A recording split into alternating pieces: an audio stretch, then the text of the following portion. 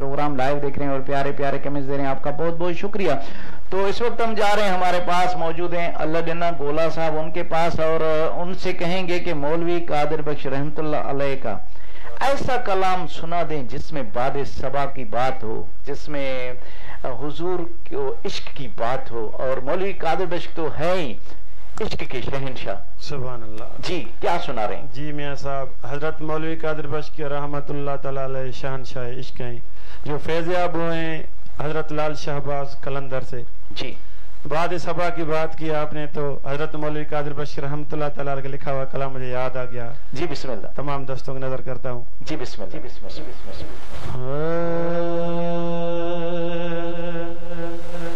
One बाद सबा मेरे यार नहीं, वन बाद सबा मेरे यार नहीं, अक औसी कदा में बीमार नहीं, वन बाद सबा ओ मेरे यार नहीं, वन बाद सबा मेरे यार नहीं, अक औसो कदा में बीमार नहीं, वन बाद सबा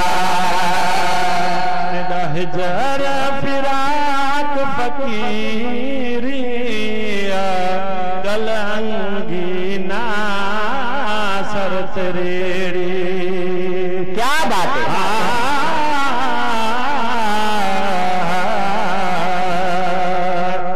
ब्रेन सोरी पा ओज को सारे सब असबाब, ओ ब्रेन सोरी बा जेको सारे सब असबाब, खाम खुशी जा ख्याल लड़े तुर्त शताब, सीनो सांदो उनन जो इश्क जा अरबाब, की कादिर बर्फ कबाब जो थिए कूत फिरन जे कुतन जो, तेरा हिजर फिराक फकीरिया गलंगी ना सर तेरेड़ी, ओ सिख सासुरा विच साईं सवेरी, सिख सासुरा विच साईं सवेरी, दिल यार दे हथ दरबार कहीं वन बाद सबा, ओ मेरे यार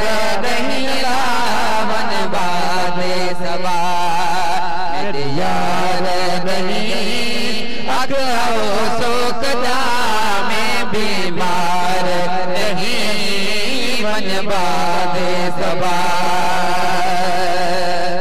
मैं कादिर बख्श मंगा दुआएं, गणगाल विसला साईं गल लावे,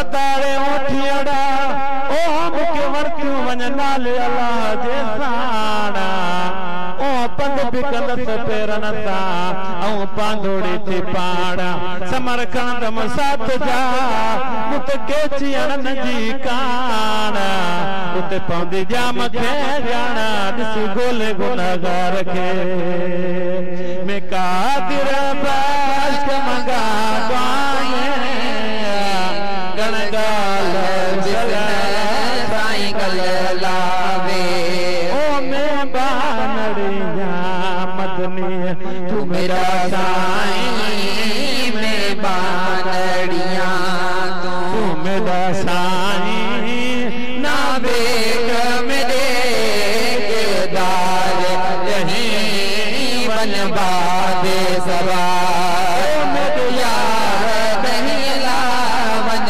बाद सबा मेरे यार नहीं, अग सो कदा में बीमार नहीं, वन बाद सबा।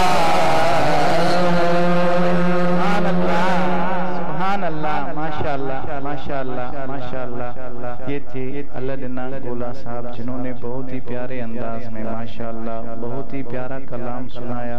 जी नाजरीन माशाअल्लाह, जो हमें लाइव देख रहे हैं, एक बार फिर उनकी तरफ चलते हैं। एहसान अली बलोच हुसैनी साहब, आपका बहुत बहुत शुक्रिया, आप हमारा प्रोग्राम लाइव देख रहे हैं और प्यारे प्यारे कमेंट्स दे रहे हैं, आपका बहुत बहुत शुक्रिया।